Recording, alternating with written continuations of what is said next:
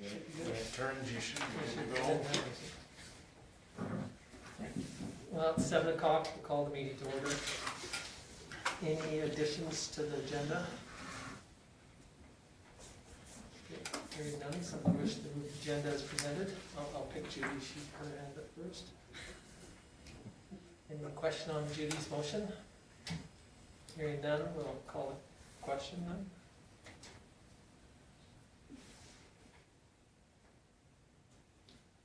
Hopefully it comes up for anybody. And that's carried unanimously. Okay, moving on to the minutes of the previous meeting of December the 13th. Any questions, errors, omissions? If not, somebody wish to move them? Barbara?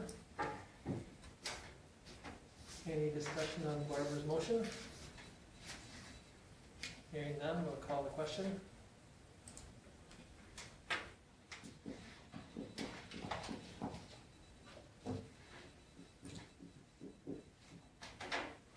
And that's carried unanimously. Okay, moving on to correspondence and information items. So we have 3 there. One's from SouthGrow. Any questions on their January report?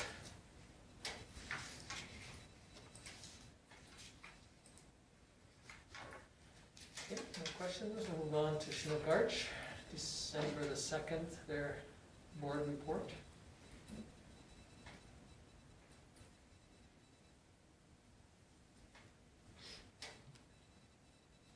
Looks like their board, they had quite a few that retired officially. Yeah. Or, you know, whichever retired or changed hands from whichever, so. Okay, moving on to the Marquis Foundation letter. Administration received this letter from our member of the Councillor Sanderson that sits on the Marquis Foundation.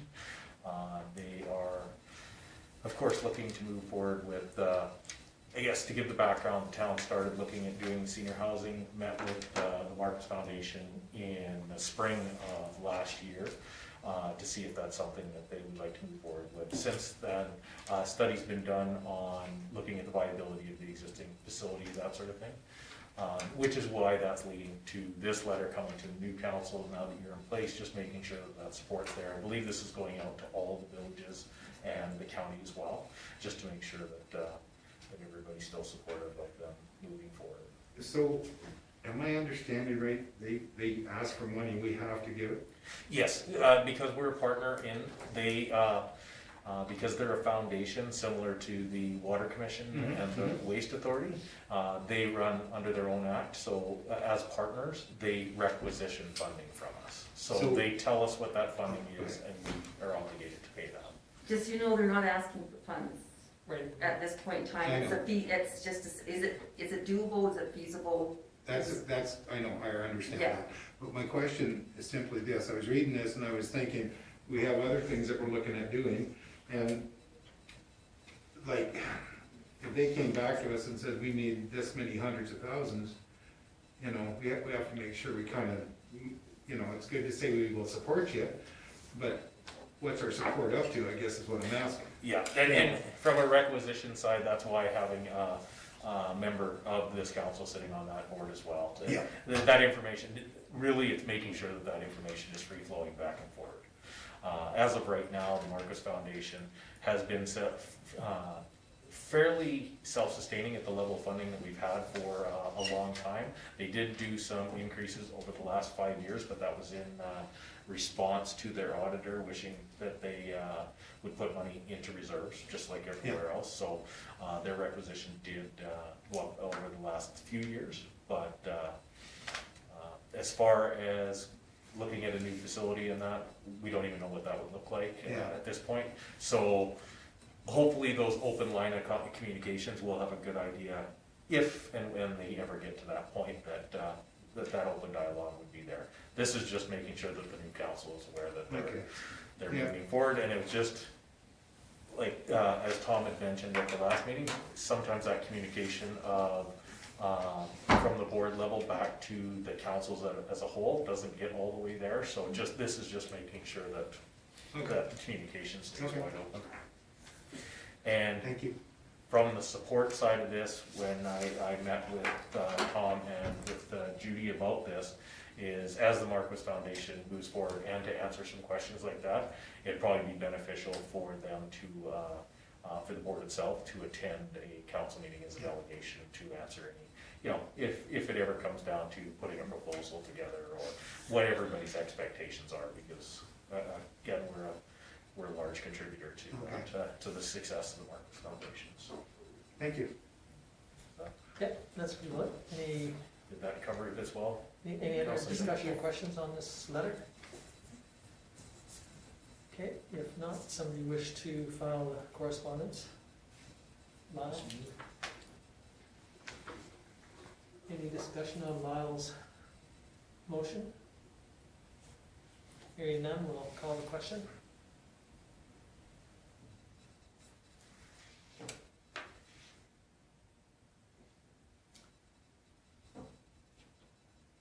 It's carried unanimously. Okay, moving on to the financial reports. So we have two of them there for us. The cash statement. Now, if you look at the very top, this is for November the 30th. Yes. We can only finish up the cash statements and that as we close out the month ends. So obviously, when we're doing December's, we can't do that until we close out the entire year because there's certain transactions that have to go through. So this is why you're to November 30th, and December's may be delayed right into the new year when we're getting ready to finish the year ends. So at the time when this was taken on the 30th of November, there was $177,000 in our general bank account and about 2.1 in reserves. Okay, any questions on cash statement? If not, somebody wish to move the cash statement? Okay, Barbara? Any discussion on Barbara's motion? Hearing none, we'll call the question.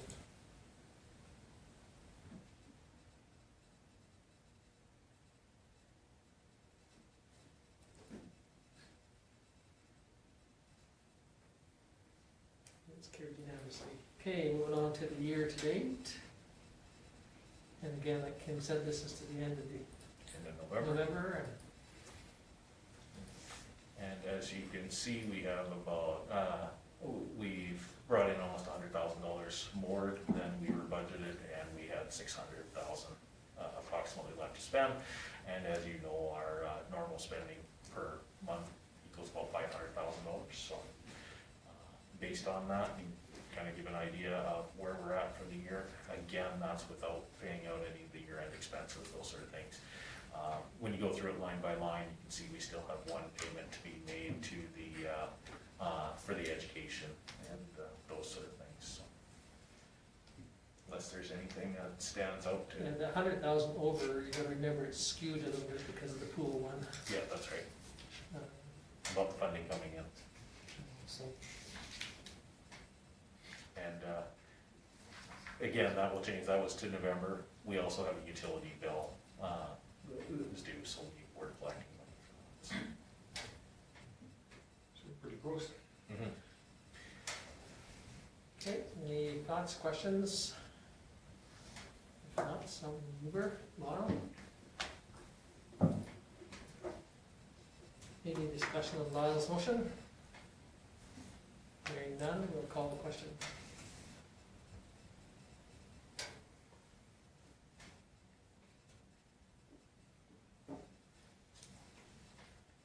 It is carried unanimously. Okay, now we're moving on to the bylaw. So 2022 Municipal Board Bylaw number 1504-22. So every year, we have to do a municipal borrowing bylaw, and what that does is, when we talked about the budget in November, remember I mentioned that we carry a line of credit. The reason why the town has always carried a line of credit is we don't collect taxes until June, so this is the money that now that we have people on the tips, we very rarely go into the line of credit, but it does allow us, if we do have a project or a capital expenditure that you guys approve that we don't have cash on hand, we can do that. So, a few years ago, we upped that to $3 million for the purpose of building the pool. We've now returned it to what it, has been traditionally at $430,000. And that also includes the line of credit for the 2 credit cards, the one for administration and one the recreation carries. So, $413,500 is, I think that's been at that level for 25 years, is that approximate? Probably somewhere in there yet. And so, we have to do this every year. You can, because this is an operating thing, and payable in the year that you're borrowing, you don't have to advertise or anything. So, you can do all 3 readings this evening if you would like. And we use the template that, the ATV provides, and so that's why we don't normally do a certificate, statement in our bylaws, but, for the purposes of, getting it to the ATV, we put it right in the bylaw, so as soon as it's signed, we can send it to them. What's, just out of curiosity's sake, but like you say, this has been a normal number that we've been using for years. Is there a specific, is it a percentage of something, like why are we doing? No, honestly, it was, from my background, just in the time that I've been here, that was the amount that they used to have to, rely on before anybody was paying taxes. So, for the first couple months of the year, they were okay, they would run off the surplus, and then they would, for May, beginning of June, they would run into where they were, and traditionally that number was in that $200,000 to $400,000 range. So that's not something that we should be looking at for inflation, cost of living to be adjusted, it's. No, the fact, is in several years, we haven't even touched into it at all. It's just a line of credit in case you need it. We only pay interest on what we use, right? That's right. Okay, so, and this, obviously you're not using it as much because your monthly payments all the time on tax, Yeah, right? at this level, we very, very, honestly, I don't think, even when we were building the pool, we didn't dip into it very far. No. Okay. Yeah, if we could get everybody on the TIPS program, We would be never wonderful. need it at all. we probably would almost be able to say that we wouldn't need it at all. Yeah, that's what I was. But the only bad thing about it is that, or the good thing in a way is that if we do pass it, and like Kim says, we decide that we wanna do a project where we wanna pay for our, the engineering, some of it up front for a project that could be in the future, that gives us a little bit to dip into it. If you don't have the If we reserves. don't have reserves. Yeah. Or if something comes in, something major disaster happens, and that, then we can dip into if we have to, if we don't have the reserves again, so. It's kind of that, just that, go ahead and call. Yeah, I completely agree with Tom, it's nice to have, and if we don't use it, that's great too, but it saves us from having to go through the whole process again, right, so. I think it's, And again, I think the question that Lyle has is maybe it is something that we need to look at and see what, maybe, have administration go back over the next 3 or 4 or 5 years and see if, how much we did. And I know back in the day, when I was first on, that we didn't have the TIPS program where everybody came in June to pay. In those first few months, everybody was asked not to spend any money and everything, and so. We also didn't have reserves either. And sometimes that was a downfall, is that something came about that they could get a good deal on, as an example, even purchasing those water meters, that comes along. If we wouldn't have had that ability to have that little bit of reserves or a little bit, we would be in a spot where we'd have to dip into it, so. So are we paying interest on the 413,000? Not unless we use it. Yeah, we only pay on what we use. So, I thought it was 3 million was the. no, that, you're setting a line of credit is basically what you're doing.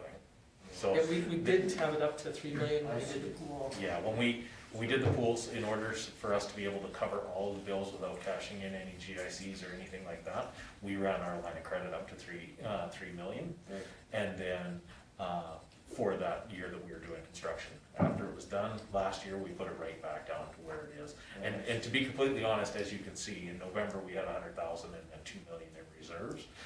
It would take something extraordinary for us to go into the line of credit. And really what that is if, say, the timing is out, like because we lock most of our reserves into 60 and 90, 30, 60 and 90 day renewals.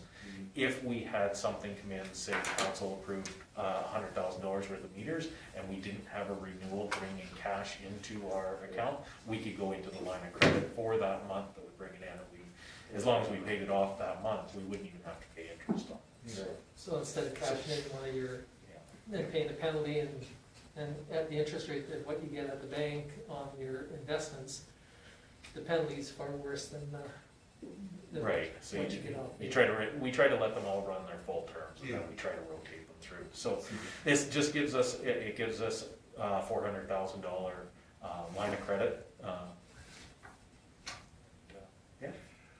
I'll make that motion. You have to do 3 You have to readings, do, so you're moving the first? First reading? First reading is Richard. Okay, any discussion on Richard's motion? Hearing none, we'll call the question.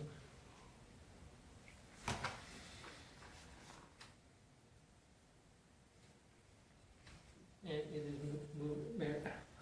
is carried unanimously, so we're looking for a second motion. Barbara?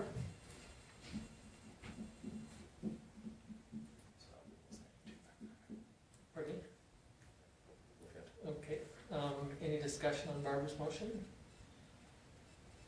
Hearing none, we'll call the question.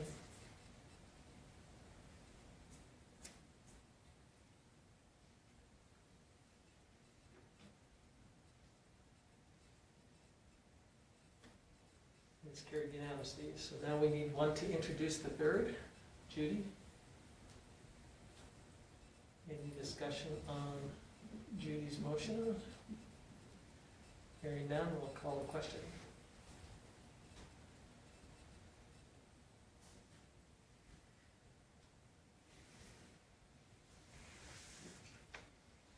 And it's carried unanimously, so now we can introduce the third. Cole, sorry. Getting caught between Cole and Will. And Will's gonna stop putting his hand up here pretty soon. So close, so close. If you sign that says, my name's Will Smith, counselor, so they have no problem with that? Sorry. Oh, that's all right. Anyway, so Cole's moved this. Any discussion on Cole's motion? Hearing none, we'll call the question.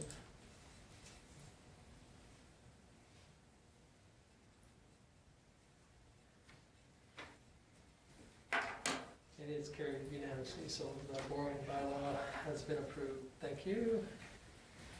Moving on to the current business, disposal of municipal documents. So in case nobody knows about it, I'll let Kim fill you in on how it works. Yeah, so we, the MGA, our records retention bylaw and policy A19 all stipulate how long we keep every document for the town of Vulcan. As you guys saw when we had our tour, you've seen our room full of files. What we do is following those, the MGA, the bylaw, and the policy, we put together a list for you. Wanda puts that together. Anything for the 7-year retention from 2014, anything from the 12-year retention from 2009 are put there, and we bring in Lethbridge Mobile Shredding, and they dispose of them for us.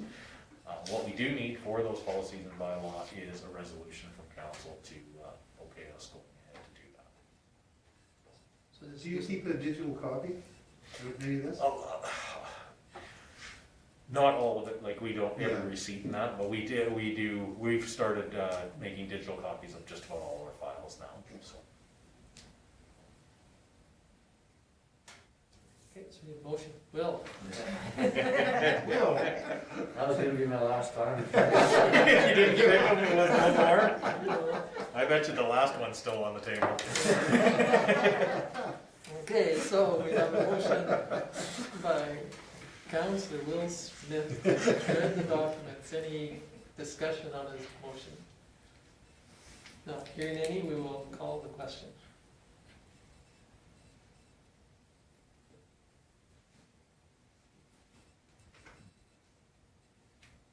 And it's carried unanimously. Okay, moving on to the Community Futures Highwood.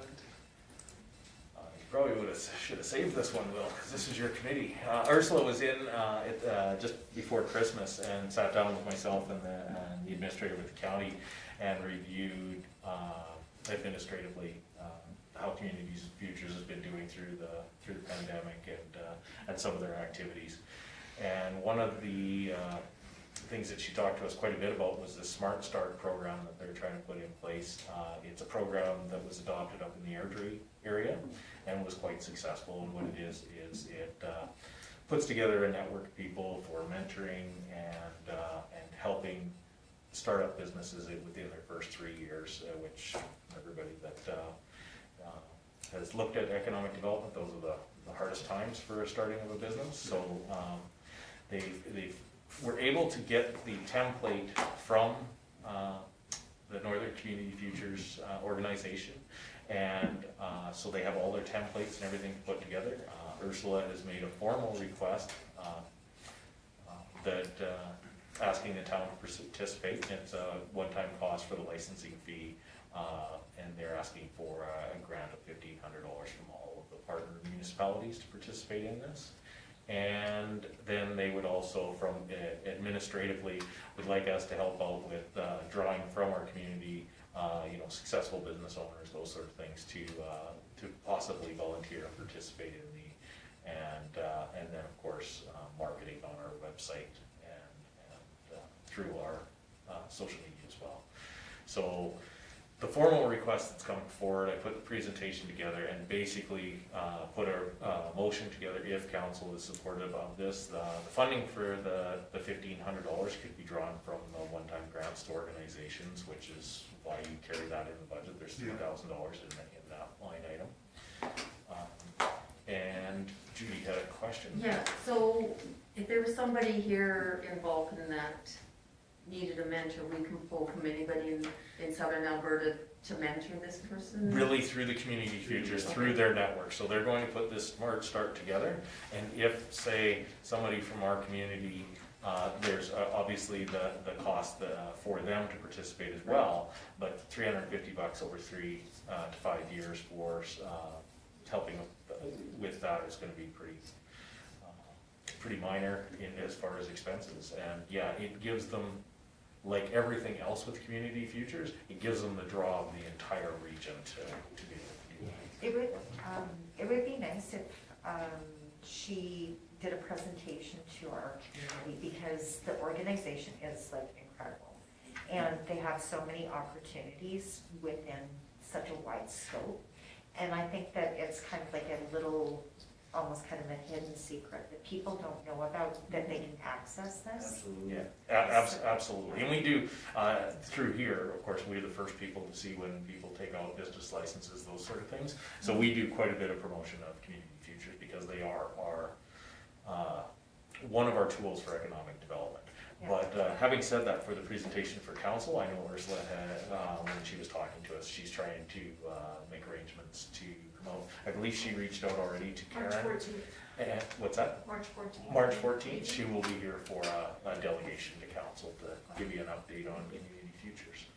So as far as the request from that presentation, it was for a $1,500 grant. They're anticipating a one time. And then also, again, just to make sure that we get the motion right, to put it on the table if council is supportive. It also directs administration to provide support for the program through recruiting volunteers and marketing. Yeah. And just making sure that we cover on everything that they requested in their letter. And the entrepreneur, he has to supply $350 To process. join the So, yeah. join the program and to have access to all of those. Which gives them access to a lot of different Yeah. ways of getting help. No, I think it's a good idea. On the other side of it, to complement that as well, even without the $350, even while they're getting started, Community Futures still does what they normally do with that new business, which is help create business plans, all that, strategic plan, and all that, and they do that for free. So they still have access to all that as well.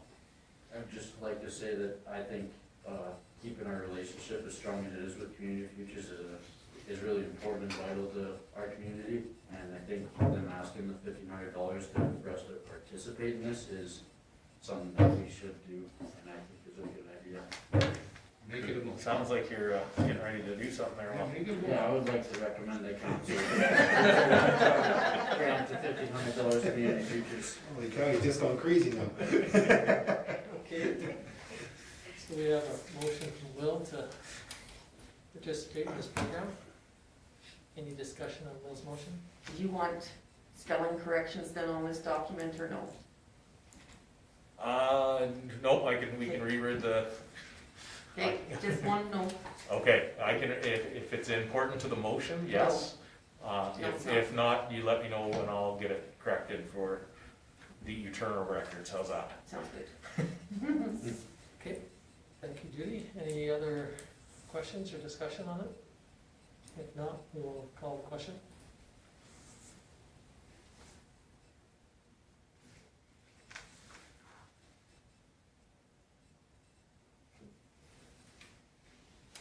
It's carried unanimously.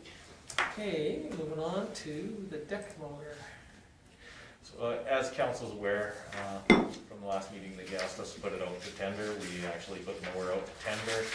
And surprisingly, there was the discussion that we anticipated the price to be, the difference being a new mower at 30,000 with the trade of 5 to 6. So we were most likely at 25,000. As you can see from the tender, they came in significantly Yeah. better with the trade-in value of that old machine, which is nice. I think on the other side of it leads a little bit to where the market is as well and the availability of this. So Stu was very surprised. We're still also going to amend the 25-year replacement plan to reflect the 25, but for the purposes of this, council can move forward with, because as you know, the plan had 22,000 allocated for that, and it looks that the price including the GST will be $20,271.57. So the overall capital outlay will be $18,830.35. That's good.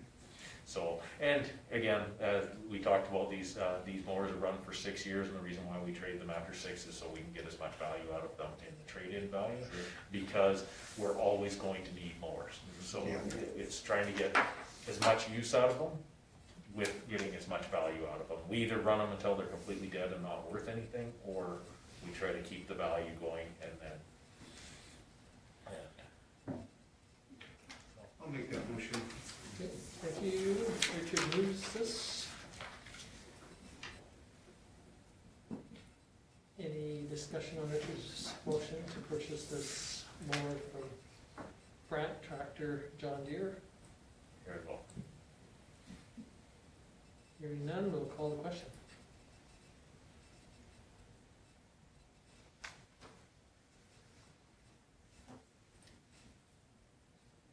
And it's carried unanimously. Okay, moving on to the community as a whole. No. This is one of the things that I put the motion in there, but this is up for council's discussion, and I just had to pick something to kind of try to put things forward. This is the planning session that we normally do as a retreat.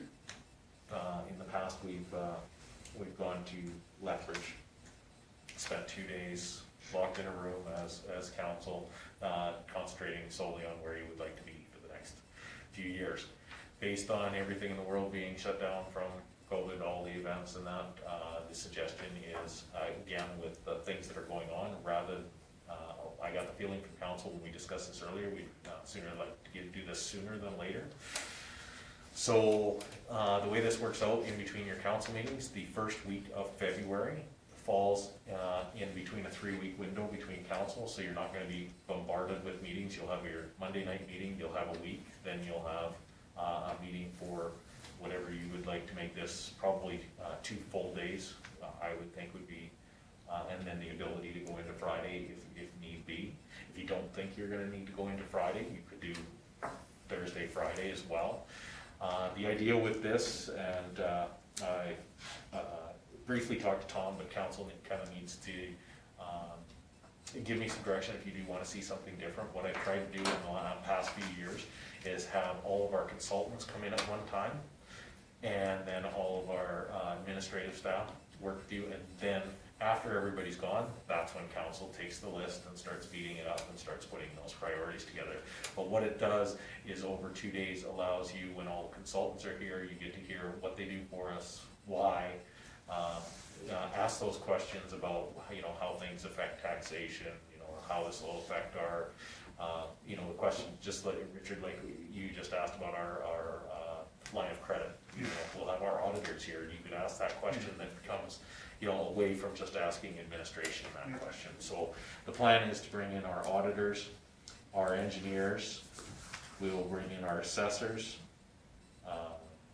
engineers, assessors, and we do have a developer that is going to, as you know, going to bring a proposal forward.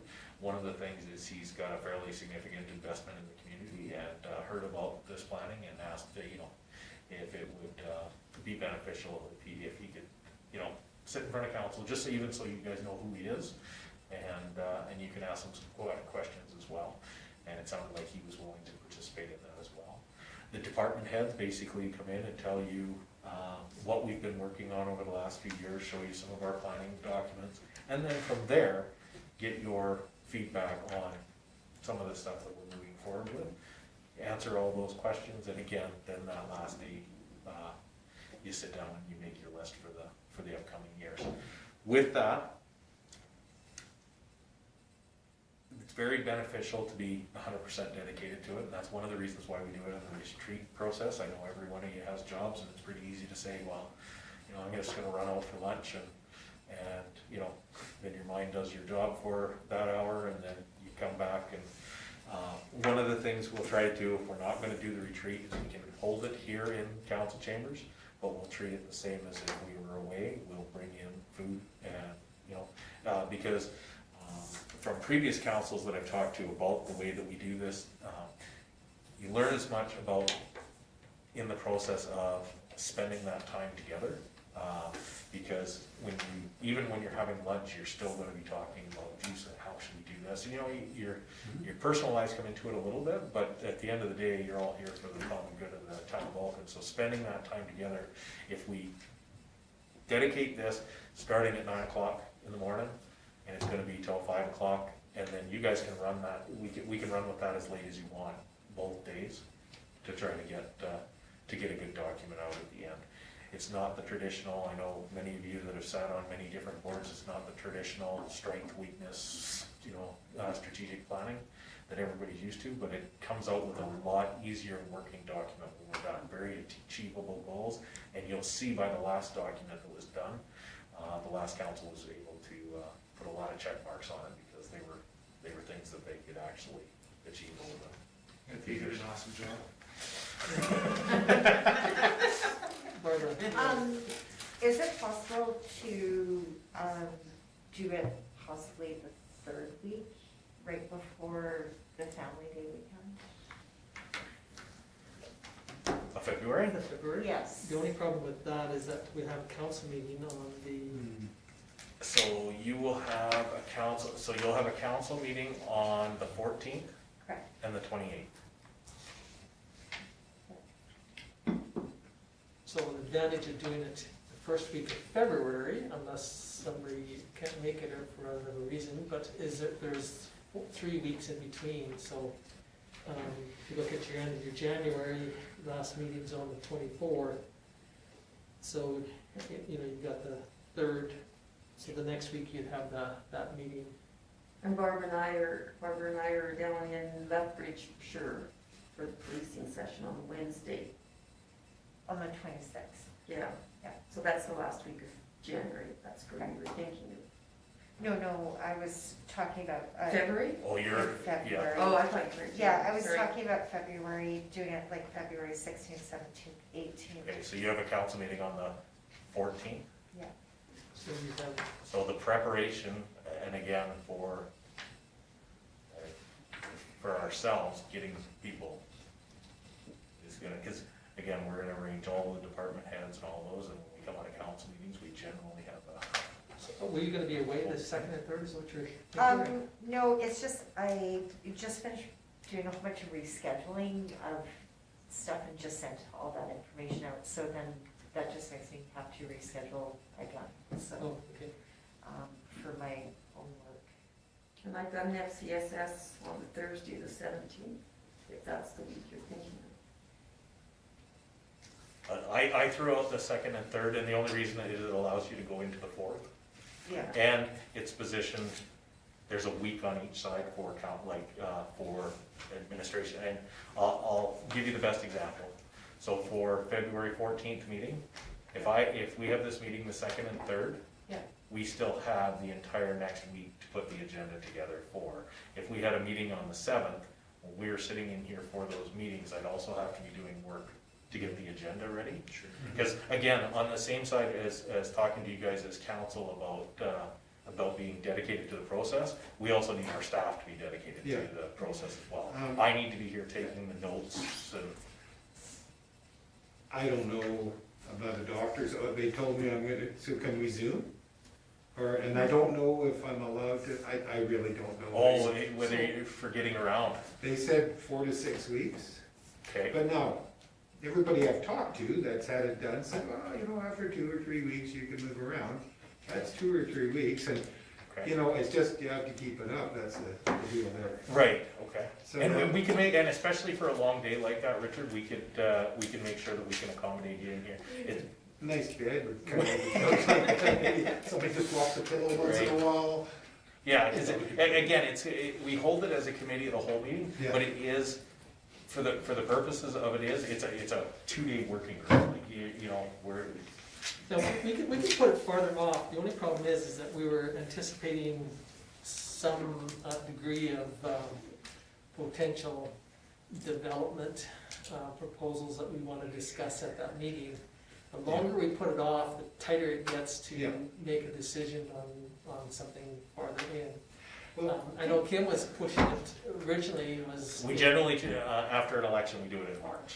that's what I was thinking, that's why I kind of, when we said this, on the schedule, But part of it was me pushing him to okay. move it forward so that we could get. But if push came to shove, can we Zoom it if I have to? If I have to keep my, then I'm okay. If you want to sit for 2 days of Zoom, Is it possible to do maybe the Tuesday, Wednesday, Thursday instead of the Wednesday, Thursday, Friday? Like the first, second, third Yeah. type thing, or? well, and really, Because it would be. depending on what you need, you may not need 3 days. Yeah, but would be better for me because Thursdays are my nightmare, so. Like Well, every, they're not, but they are. but every Thursday, so that I know in the future as well. Okay. So the first and That's why I second would be did better put my hand up. for you than Yeah. Mark? Pardon me? First and second would be better for you, Mark? Yeah, it would be. Like I could be there with full attention. I'm there. Okay, what's about everybody else? What's in? I'm very flexible, so I'll work around everybody else's schedule, come seating and harvest, except for those days. Should be good in February. I can do it, I got a closing on the 1st, but I just need to be available by phone, so that's okay. Okay, I'll do whatever. okay. Judy? Yeah, that would be. Will, for your Will? time away from work? Like it'll be 2 full days. And again, it doesn't have to be tied to office hours here. If you guys are on a roll and want to continue talking something, you guys own the building. We can stay here all night if you want. I know.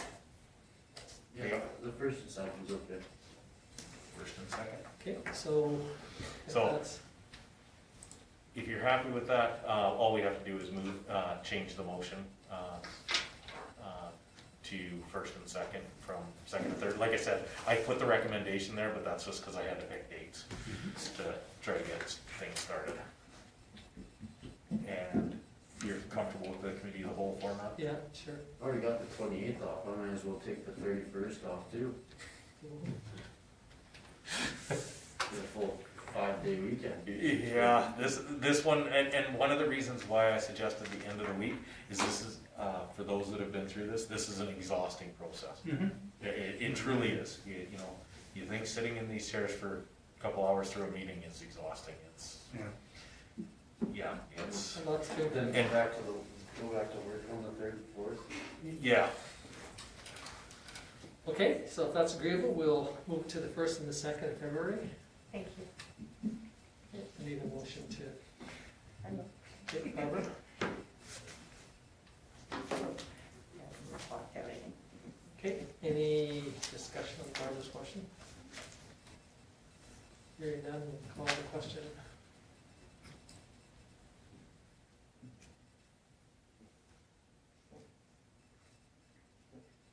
Okay, it's carried unanimously. Okay, thank you very much. Now we'll move on to committee reports. So there's Mayors and Reeves from December the 3rd. Any questions on that document?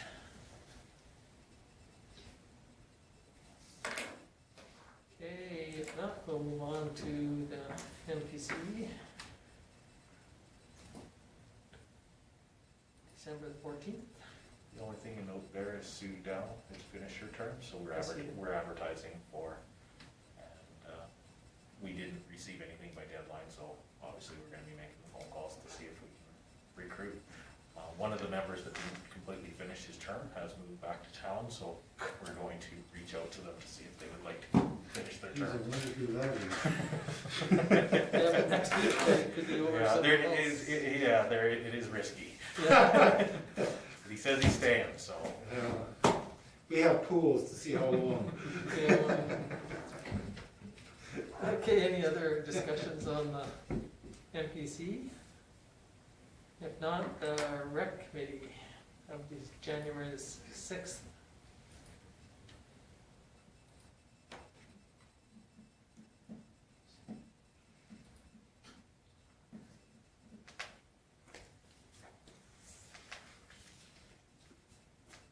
Okay, no questions or discussion on that one?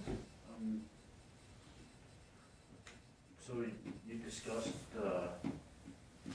ensuring that we have budgeted money for the maximum of lifeguards needed, and did we?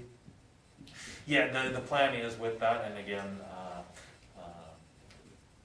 we talked about that, shifting that funding that was for the training into there to allow for extra staff.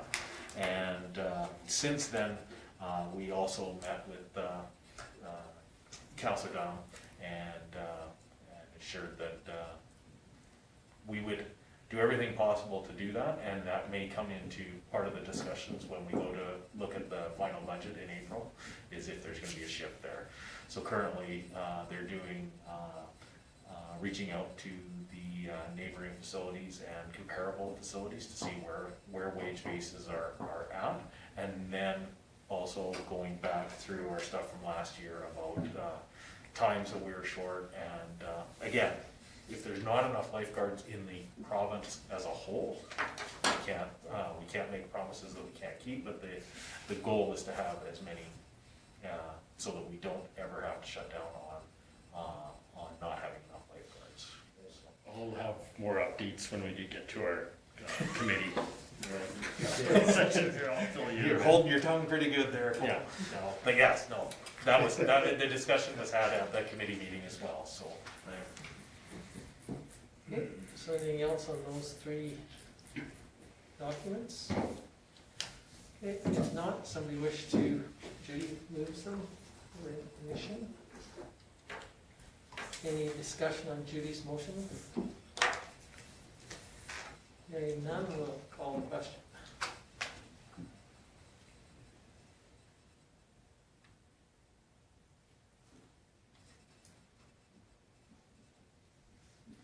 And it's carried unanimously. Okay, moving on to the next one, which is Councillor Reports, Councillor Magnuson. As you can see, we had the MPC meeting on December 14th. I haven't had any other official meetings since then. I did have an inquiry from a local ratepayer who is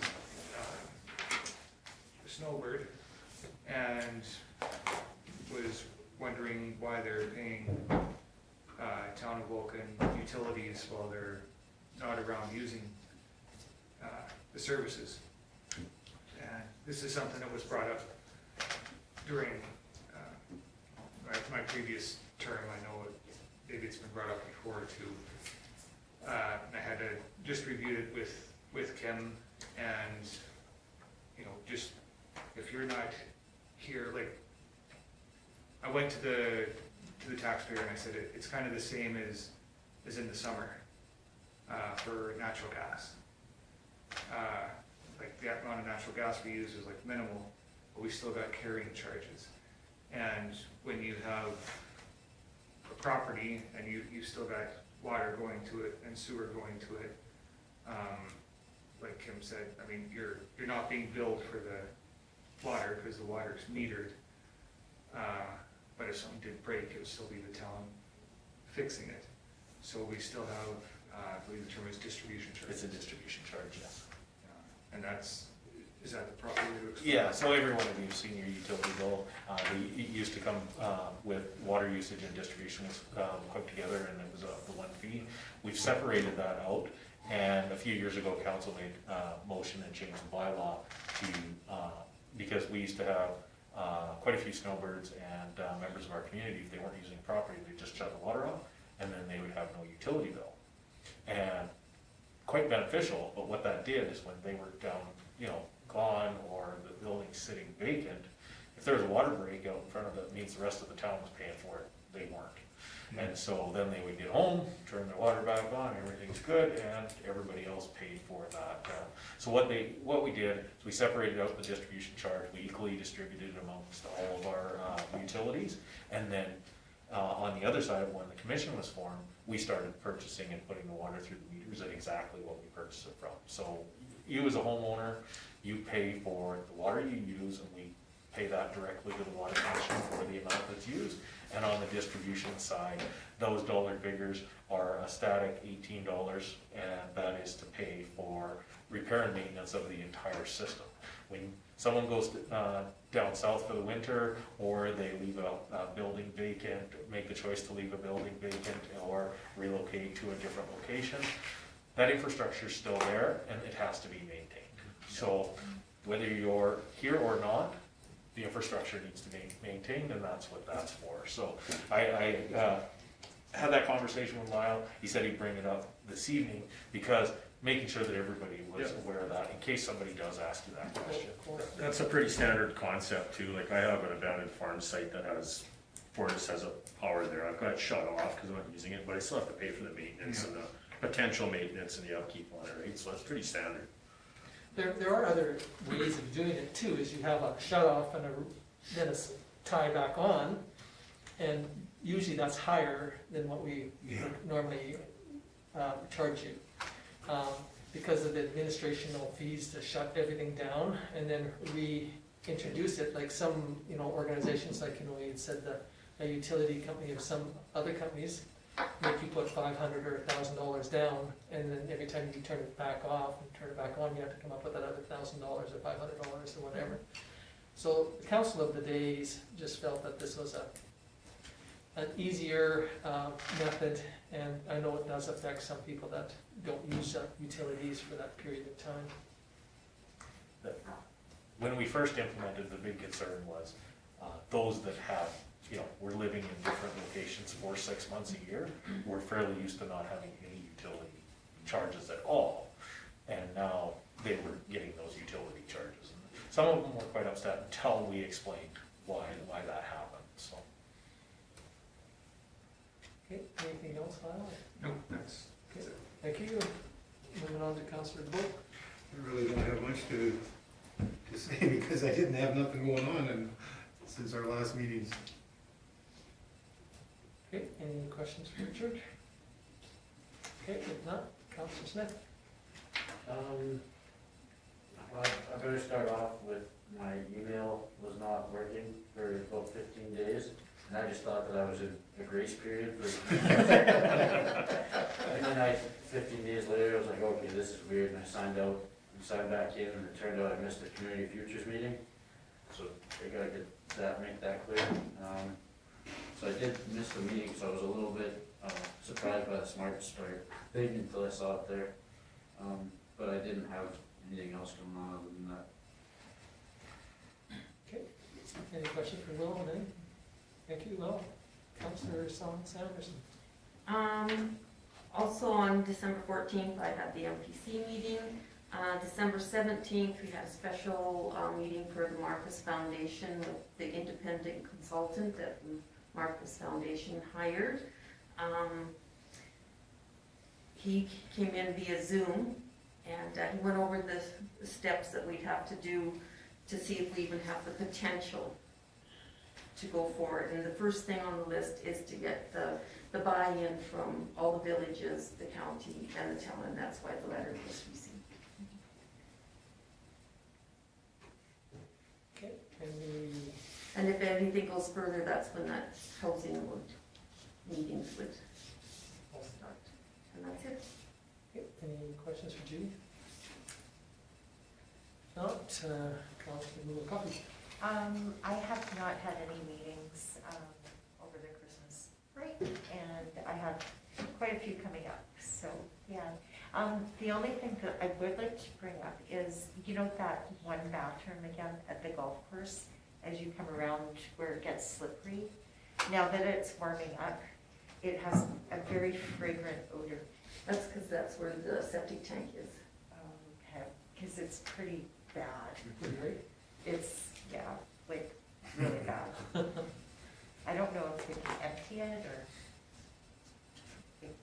with the septic. I don't know when they do it, I can check with Duke. That'd be awesome. But I would walk right across the road if I were. I do, and I can still smell it across. You can smell it there up through the summer too. It's that septic tank is right there in that corner. But we Yes. smell it when we come around on Ford. Oh, I know, and I walk on the other side all through the summer, but during the winter, normally it's not Just quite makes so you appreciate fragrant. when you get past it. Yeah, fresh air on the other side. Okay, anything else, Robert? Yep, that's all. Okay, thank you. Councillor Dillon. I had 2 meetings. SouthGrow meeting was my first one. There was quite a few topics discussed. One was broadband funding from the government that was initially promised. I think they're kind of changing it now because, to my understanding, is they're gonna try to bring the communities and people without internet back up to our par before we start getting advanced. So, and I think some of the government at the federal and provincial levels are starting to maybe balk at it a bit as well, like pulling out, but that's kind of my interpretation of it. There's also budget cuts for the actual committee, SouthGrow. The province has cut it by 50%. So to facilitate that, we're gonna have to increase fees and probably use some reserves. There's been massive investment, or I guess potential of investment into green energy projects in our area. But there's a lot of frustrations with the red tape from government levels, and basically there it's environmental concerns and issues attached to it. So that's being quite problematic. I was also, I guess, I wouldn't say elected, but volunteered for a committee within that committee about the hiring process of, to my understanding, it's gonna be a green bus with charging stations. And basically my job with another couple people is to hire who's gonna construct these stations. I'm pretty new to this topic, so I still have a lot of research to do, but I'm awaiting a phone call from Peter to kind of bring me up to speed, so. Yeah, that's about it for the SouthGrow. We had a rec meeting last week, which basically the lifeguards were brought up about, hopefully we have enough or can retain lifeguards many as we need. I think ideally, they said between 10 and 12. And more than that, the used to be 10 to 12, and 10 to 12. they're as high as 16 that are needed now, so. So I guess what I would like to do is suggest that we discuss potential funding for it, or, you know, maybe a plan B if we don't have enough lifeguards to kind of support our, I guess, the rec committee or the rec people, yeah. So that maybe we have a plan B, make sure that we're doing our due diligence to make sure that there's enough there. Perhaps a later date. One of the things that we talked with Councillor Dunham about with that was just making sure that all the council's aware, because as you know, you're gonna be doing your budget in April. There may be a consideration in there for administration to put the dollar amounts that we anticipate, but for you guys to have that background conversation of what does it look like if we do need to bring more people in, or will there be money in reserves, do we, draw it from a different part of the budget, just so that you can openly have that in the back of your head, so that we can have that conversation, so that administration can get some direction, so that we can adapt on the fly, rather than, if something were to happen, we can bring it to council fairly quickly. So we should know, like, say we have 12 lifeguards, that's as many as we can have or as we want. Say we had 12 lifeguards, we should know exactly how much that would cost us for the year, right? Oh, yes, we do, yeah. Yeah, it's the, what if we don't have enough? How are we gonna get them? Do we have enough for, say, raises? Do we want to raise the wage and be over what the neighboring community, because you can't take that back down? Is there other options? And that's what we wanna be able to administratively bring that back to council for. Is it possible also to have sort of two things? A little bit of a leeway fund for overtime if necessary. So there is like, an extra little bit if.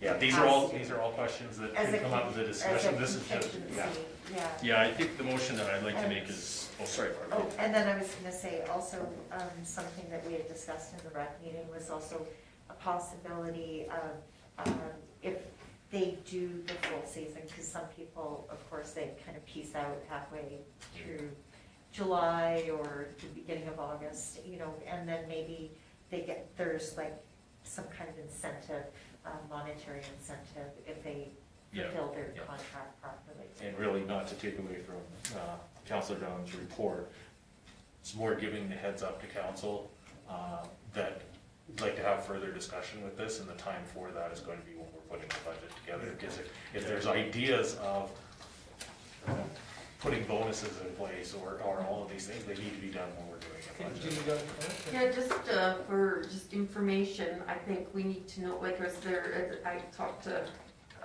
Cole about this.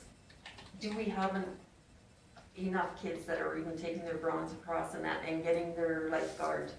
Can we get that information and just find out? I think Because that's gonna affect us going forward. it's a concern for now. I think, like Kim says, there's been issues with COVID shutting it down and maybe not having it. But I guess the purpose of the conversation is to have it maybe at the strategic planning, where we can really dive into it. And I think that was, we discussed it.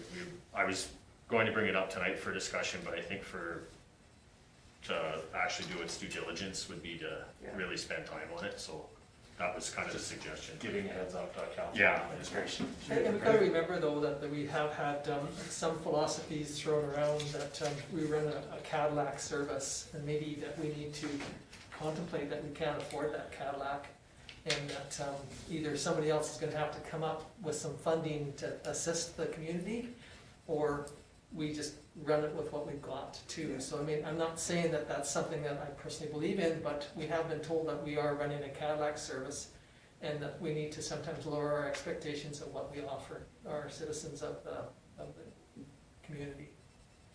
There is a possibility that the Lions Club is gonna put funding for lifeguard training at levels. And I apologize, I couldn't make it to last week's meeting, I had some business to deal with down Lethbridge.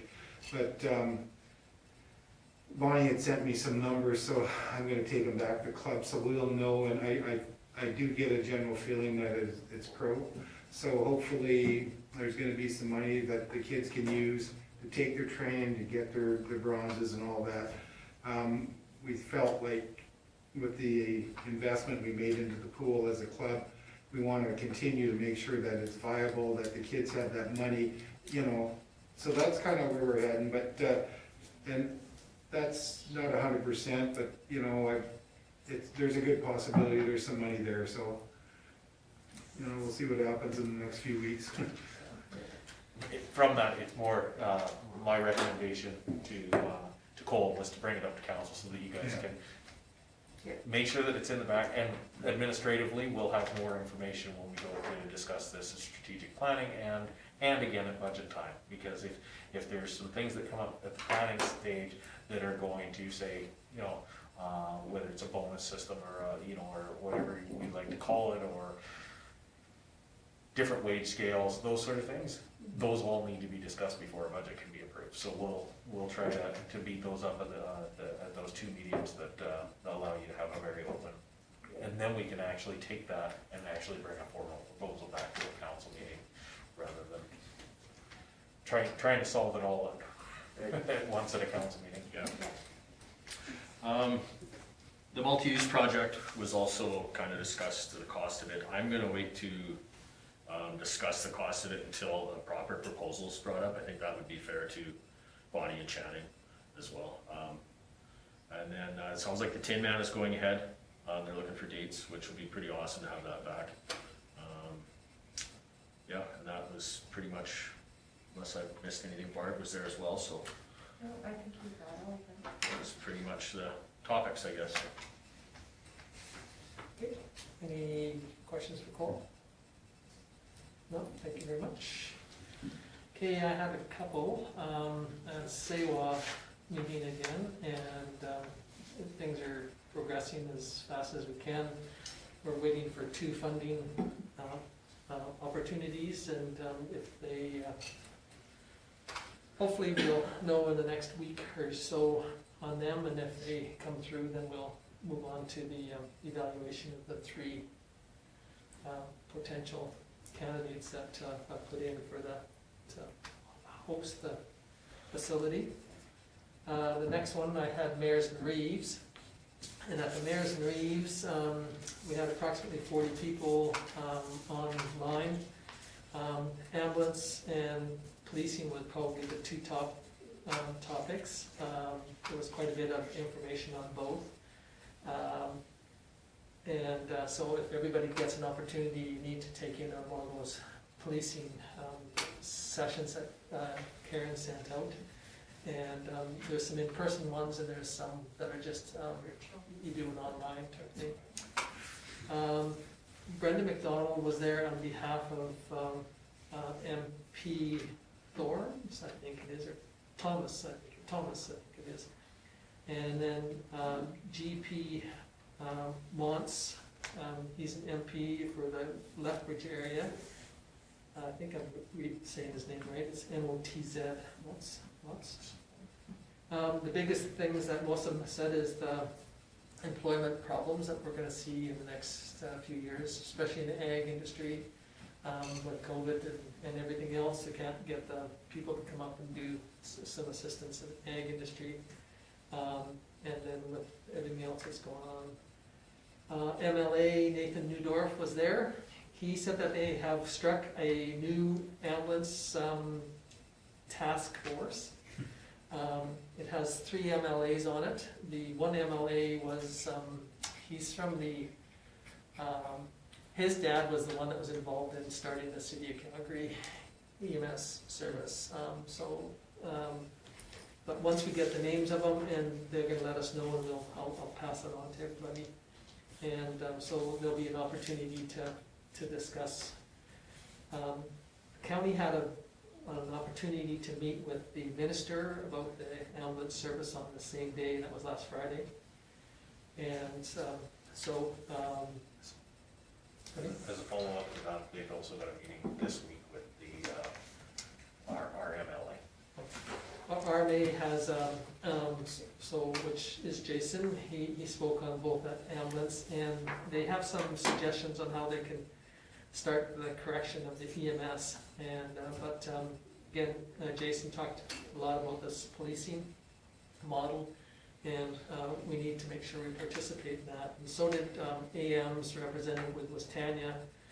She spoke quite a bit about the policing one, EMS, and the one that she really talked a lot about, which most of us don't think much of, is the cyber insurance.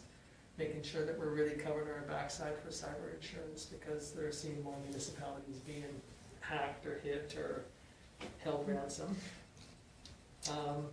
Old Man Watershed talked about, of course, the great thing that comes up every so many years when nobody else has got nothing else to do is water for life.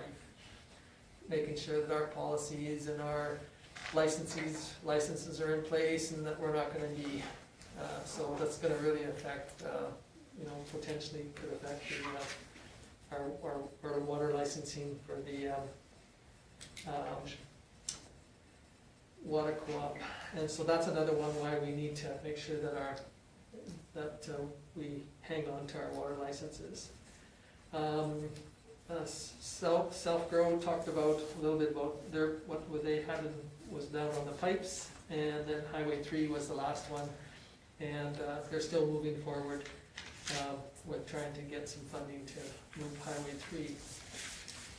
So that was mainly mayors and Reeves. It'll come out in the next month's meetings.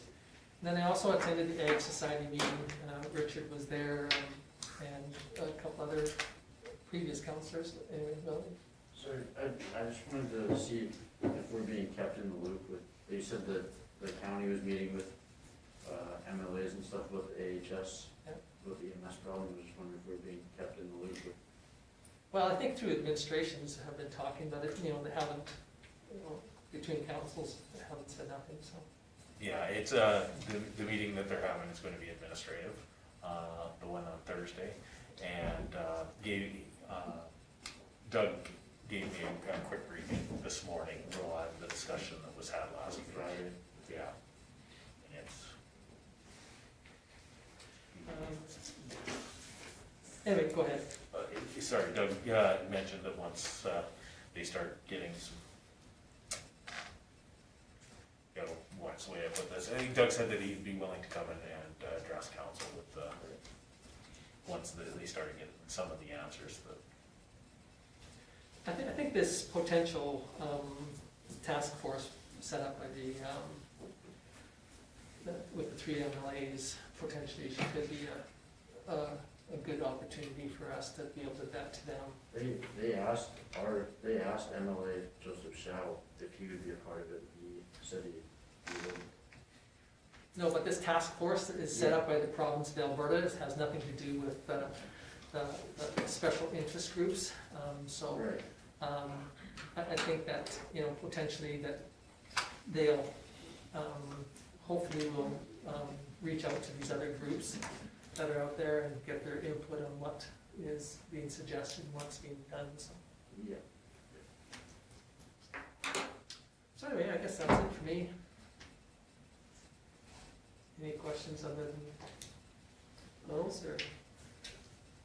Just, when you mentioned water licensing for co-ops, so the water co-ops, No, well, yes and no. I mean, but our Twin Valley Water Commission, there's always been a push that they should own all the licenses. And some of us as municipalities said we weren't going to give up our water licenses. And this is partly the reason why, is because when this Water for Life does their shake and bake and you know, shake the trees and say, oh, you haven't used your water, you know, give up your license. And when that happens, we as a municipality can say our water license goes back to 1957 or 1964, or Carmagay's that's, you know, 1929 or 1923 or whatever it was that they got their water license, and we're not giving it up. You guys can go pound sand.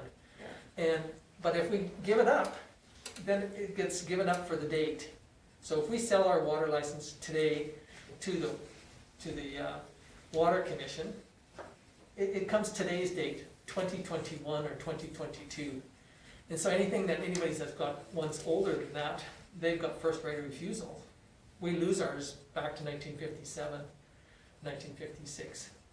So why would we be stupid enough to do that? Just because the Water Commission says, no, we want that. We tell them to go pound sand and say, no, we're gonna keep it. We will allow you guys to use it, but we're not gonna give it up. That's strictly Tom Grant's opinion. I've seen this Water for Life in the last 20 years or 30 years. It comes up every 10 years. It's when some bureaucrat has nothing else to do but go out there and say, oh, there's farmers out there or municipalities out there that are got too much water licenses. We lost one. You know, we used to have a huge water license, and we lost it because we had an administration that said, oh, well, you know, we believe in what you said, and we gave it up. You know, And then now you have to go and try and find some and buy them, and then you gotta keep them active and the whole works. So I think that when the Water for Life comes banging on the doors of the Water Commission, then there'll be an opportunity for, them to come back and say, why didn't you give up your license? Or maybe you should give up your license. And then we need to be able to discuss the pros and the cons of why you don't wanna give them up. Thank you. Okay, anything else? I'd like to make the motion to approve the verbal reports as presented. Okay, thank you, Val. Any discussion on the last motion? Hearing none, we'll call the question.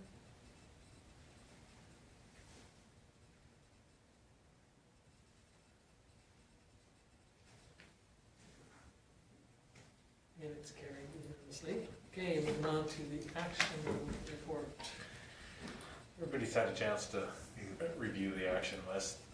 You can see the things from the last meeting that were accomplished. The one outstanding being the servicing plan, industrial servicing plan. And that information I received after the agenda went out on Friday, just some preliminary stuff. So what I'm willing to do is after the meeting is done tonight, if you're willing to stick around for 5 minutes, I can show you the preliminary summary, and then I'll start working at putting something together for the next council meeting, but it'll give you a ballpark of where they came in at from an engineering standpoint for the infrastructure. And other than that, the outstanding items, unless there's any questions on any of the outstanding, obviously we're working on the things that we can move forward, and some of this stuff is going to be dependent on planning session. Okay. Any questions on it? If not, we'll move on to CAOs. Since the last meeting, you've all had a chance to read through my report. You actually, I'm guessing most of you saw the newspaper, the FCSS received a grant for kitchen upgrades. And because we're the managing partner for them, I signed off on the grant agreement with them, made sure that they could get the funds transferred before Christmas here. And I obviously followed up with SEMA about the industrial servicing, met with real estate agents several times for purchase documents, met with our lawyers for moving some of the property sale stuff forward. So I've got the Meadowlark Way is through the lawyers now, so that should be moving forward. I kept you up to date with the water break that we had. That was a fairly significant one. You all saw the effects of that, and then again, the fact that it went off at 3 o'clock in the morning, and everybody was back with water the next afternoon. It was pretty good. We had some discussion with superior safety codes and our fire chief to clarify some building code concerns that were brought up on some of our development permits that were out there. It was just based on a response time conversation that was had, and everything's cleared up with that now. Airport hangar that's being built is moving forward. I've been working with some construction issues that came up out there. I did the tender opening for the pool, and from there, Cool. for the mower, had discussions about the pool staffing, and the Marquis Foundation with the councillors that came in, and and was on holidays from the 20th to the 4th, attended the MPC meeting, Community Futures meeting. Obviously they brought the proposal forward. An industrial developer, we went through the development agreement, and had a discussion on what that's going to look like if development happens out there, what the requirements that council talked about with building commitments, those sort of things. I had 2 different meetings with 2 different developers from the industrial, so those both went very well, and they're both very looking forward to seeing what happens with council, and where they're both going to be at. They both looking at wanting to build this year. So, and then attended a certification advisory committee meeting for the province via Zoom. Unless there's any questions on that, that's my activity for the last few weeks. Okay, any questions? Hearing none, we'll move on to the development clerks. Let's see. 2 more development permits issued for homes up in the Whispering Creek area.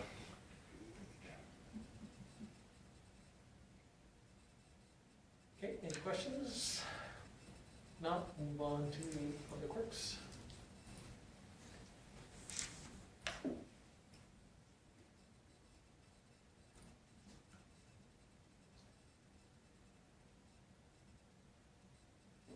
Any questions on any for Stu? Working on a remodel at the town office. Yeah, that bathroom, just so that we can make the coffee and everything there, cause that, couldn't get parts for any of the stuff in there anymore, so toilet and the sink came out, the proper sink, and that's where we'll get coffee in that now. I'm just assuming the new skid steer will not be delivered until March of 2022. 2022, yes.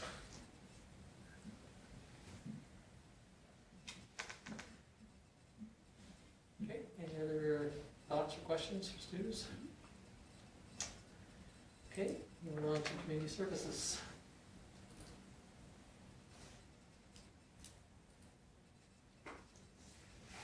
And the hardest thing inside the community services really has been managing what events we can have, where, when, you know, rules changing constantly.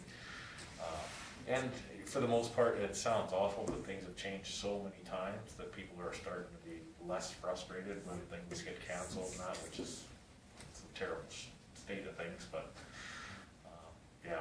We Have just, there been any inquiries into the bandage tournament at the end of March? I'm not sure, no. I do know that they've been fairly successful at family rentals through Christmas and that. They managed to keep the facility, yeah, the facility fairly busy through Christmas, which was nice. Again, we had to cancel New Year's Eve, but again, it's an awful thing, but where everybody's kind of getting used to events being canceled. Lots of positive comments regarding the fireworks. Yes. Yeah. Yes, we did. The only negative thing I heard was the cold weather. Really? What is spring? It was nice and warm in my van. You think that most people were cold? The guy blowing him off was a little bit cold, was he? The person that had to set them up, blow them off, take them off. And clean them up. But there, yeah, as the report says, there were 70 vehicles. And we got good feedback from the hospital. I guess their viewing area is Yeah, I guess great it works for out great for it, so. They had all but one person, Yeah, one resident. one room. Yeah, everybody Wow. else in the hospital was out in the viewing Oh, area that's watching the impressive. fireworks, so. Yeah, we usually let, you know, them and extended care. We kind of learned our lesson on, one of our counselors' fathers that had got involved with, his profession. And, then we set off some fireworks close to their house without letting them know, and, you know, just, kind of scared the crap out of them. And so we try to let the facilities know that have people that live, or, and plus this year we even expanded it to even that couple of residents that know, you know, really close to the place, that, so that they, you know, weren't shocked by, because not everybody's on social media, and not everybody knows exactly what's going on, so, and, you know, it makes sense when you think about it, but, you know, when you don't think about it, you just do it, and then all of a sudden people say, gee, that startled me, or I didn't know that was going on, so we're trying to expand our rules of how we do it properly. Was that this year? No, No, it was, Canada Day? a couple of years ago, your dad. I know. oh, You know, it's funny because the reason he gets excited is when he, during the war, he got his tank got hit and he lost his gunner and his thing. And even when I was in Ontario doing a job, they came down to visit and we lived right on the railway lines and he couldn't stay. And just because of the noise, it reminded him of the sound of tanks. Yeah, no, and you know, it's something that, you know, some of us don't think Yeah. about, but, so we try to expand our, you know, area of trying to say to people, hey, this is going on, so. So, Yeah. because again, you know, they try and do their good job of, in, in the rec department, letting people know what's going on, but there's lots of people that don't. So if you know of somebody that, you know, we might affect by it, we should let them know, so. Okay, any other questions on community officers' monies? If not, we'll move on to the peace officers. Gabby's pretty straightforward. We had the conversation about the numbers matching up, it was just a reporting thing inside there, so. About the amount of files and, yeah, so she's completed her, year-end, reporting and, submitted it to the province.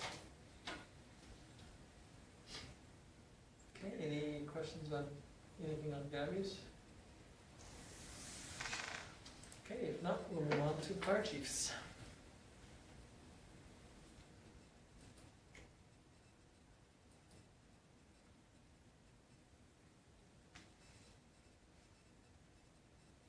Any questions on Peters?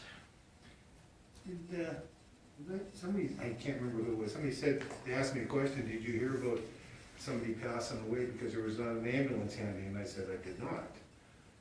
Is that true? Don't know.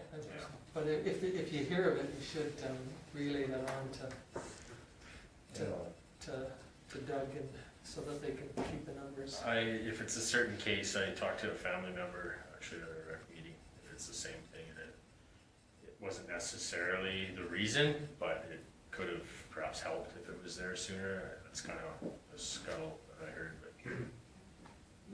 I can say that, the response from the EMS was 38 minutes for that call, because it came from the higher of it. There's just a minor detail in his report, under total calls for the month for the town, it should have 6, not 5. But all the other numbers are.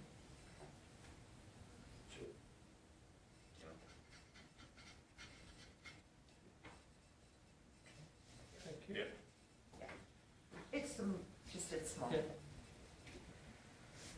Okay, anything else on the Peters? If not, somebody wish to file, Judy, file the administrator reports? Or accept, whichever one we use for terminology.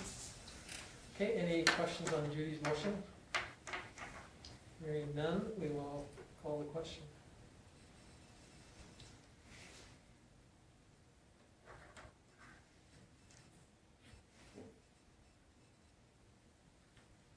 And it is carried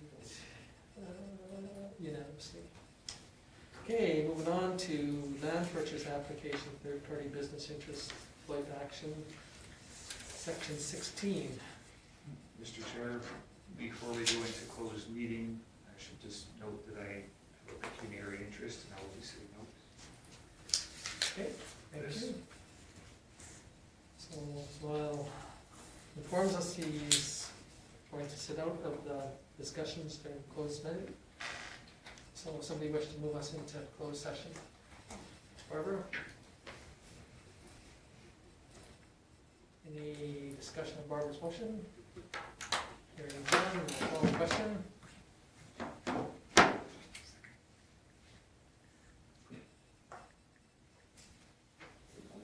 almost clicked against on that. Pardon me? That would have been funny, I accidentally almost clicked against. Okay, so we are Just a officially rebel. in camera. Okay, So- Will, if I can get you to move your table back so I can see Okay. that sign? I almost forgot. No response.